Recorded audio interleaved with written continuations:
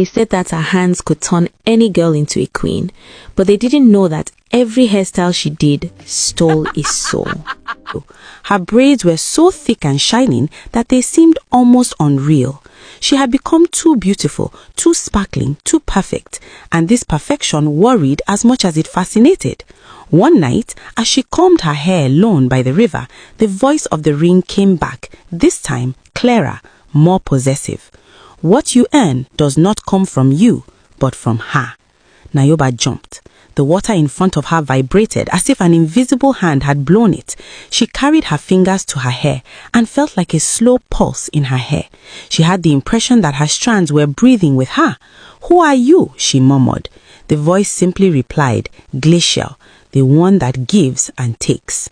The next day, as she looked into the reflection of a puddle of water, she noticed a detail that caught her breath. Her eyes had changed. They were no longer exactly brown. A fine golden glow was dancing there. She touched her face as if to check that it was still her.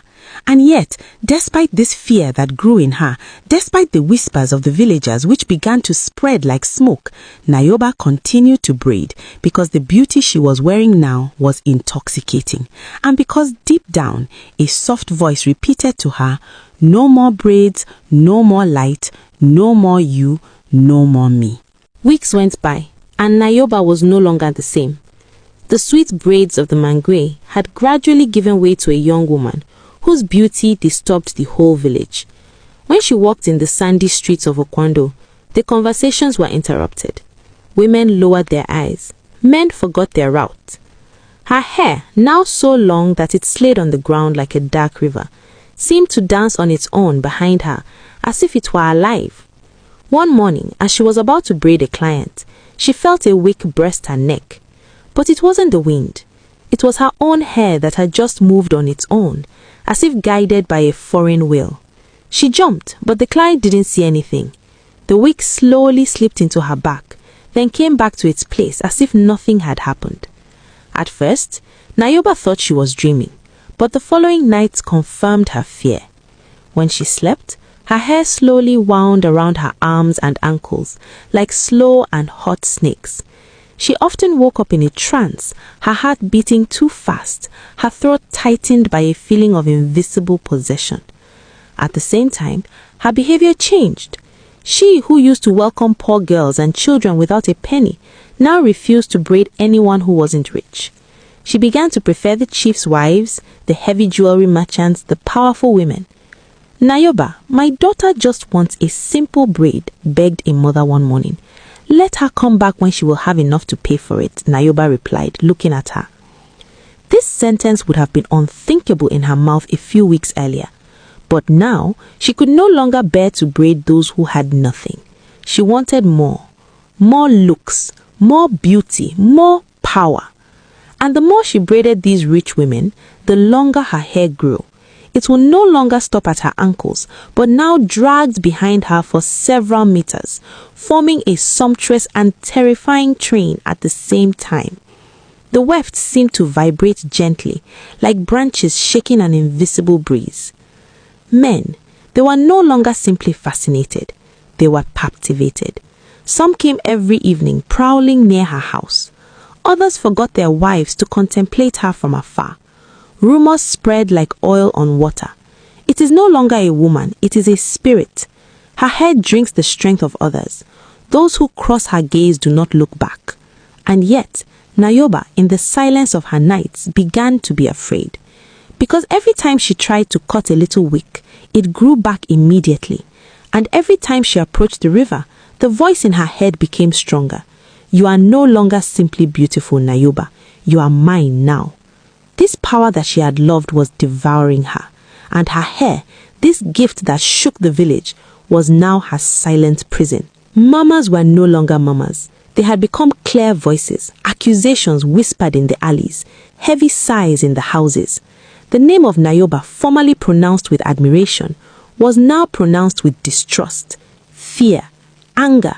At the market, women looked at each other in silence when her silhouette passed. Her hair dragged behind her, sumptuous and frightening like a living shadow. Some children who used to laugh around her were now hiding behind their mother's legs. Even men turned their eyes away when they crossed their gaze for too long. Then came the day when anger burst out in the open air. It was a burning afternoon. Nayoba was sitting under the large mangri, braiding the woman of the head of the market. Her fingers slipped on the wefts like silk. Her hair rested around her like a crown of shadows. Suddenly, a loud voice broke the silence. "Nayoba!" The whole place turned around. It was Mama Kenina. Her eyes were red from crying too much. She was walking with a heavy step, holding in her hand her daughter Muna, formerly the happiest of the girls, now thin, her skull covered with a scarf to hide the fallen wefts. "What have you done to my child?" she shouted with a trembling voice. She was beautiful, full of life, and look at her today. Her hair is gone, her strength too. And mamas crossed the crowd. "It's not the only one. My niece has also fallen ill. All the ones she combs change." Nayoba froze. She slowly placed her fingers on her own hair. Her heart was beating fast. She was looking for an answer, but all she found was silence. Mama Kenina approached again, eyes filled with tears and mixed rage. "This power you carry is not from God. Your wefts do not give beauty, they steal it." Nayoba wanted to speak, but at the same time, a strand of her hair rose slowly, alone, like a snake stretching. Women shouted. Some shrieked, some backed away. The chief's wife quickly got up from the store, frightened. "You see?" shouted a voice in the crowd. "Her hair is alive. She made a pact with something." Her eyes were filled with fear, others with hatred. She read in their eyes what they had never seen before. They no longer saw her as a girl from the village, but as a threat. Nayoba felt a tear run down her cheek, but at the bottom of her head, the voice of the ring began to laugh. "They are afraid of you, and soon they will bow." She clenched her fists.